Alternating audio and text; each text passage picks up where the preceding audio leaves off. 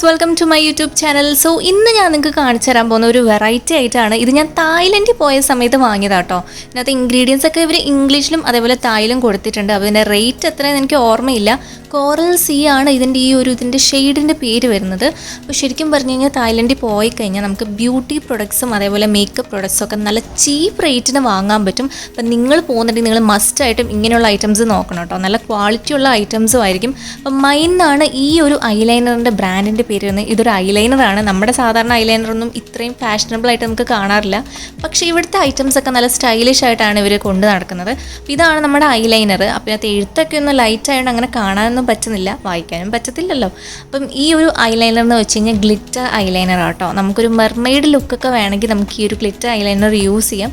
അത്യാവശ്യം ക്വാണ്ടിറ്റി ഒക്കെ ഉണ്ട്. ഇതിൻ്റെ ബ്രഷ് ആണെങ്കിലും നല്ല സ്മൂത്ത് ബ്രഷാണ്.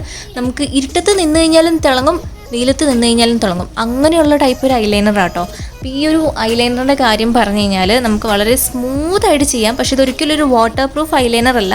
നമ്മൾ ജസ്റ്റ് ഒന്ന് വെള്ളം തൊട്ട് കഴിഞ്ഞാലുണ്ടല്ലോ, നമ്മൾ മുന്നേ അത് തേച്ചോന്ന് പോലും തോന്നാത്ത രീതിയിലാണ് ഇത് മാഞ്ഞു പോകുന്നത്. സോ ഇങ്ങനെ ഇരിക്കും കേട്ടോ. ലൈറ്റ് കുറഞ്ഞ സ്ഥലത്ത് നോക്കുമ്പോഴും കണ്ടോ ഇങ്ങനെ ഒരു എല്ലായിടത്തും പല പല കളറിൽ വരുന്ന ഒരു എന്താ പറയുക, ഒരു ഗ്ലിറ്റർ ടൈപ്പ്. ഗ്ലിറ്ററിൽ നിന്നും കൂടുതലും ഒരു ഫ്ലൂറസൻ ടൈപ്പാണ് ഈ ഒരു ഐലൈനർ വരുന്നത്.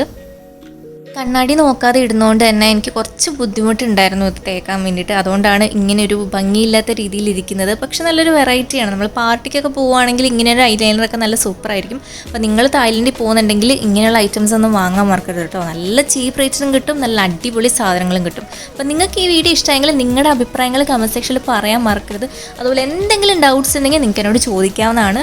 വീഡിയോ ഇഷ്ടമായെങ്കിൽ ലൈക്ക് ചെയ്യാൻ മറക്കരുത്, ഷെയർ ചെയ്യാൻ മറക്കരുത്. ആദ്യമായിട്ടാണ് ചാനലിലേക്ക് വന്നെങ്കിൽ സബ്സ്ക്രൈബ് ചെയ്യാനും മറക്കരുത്.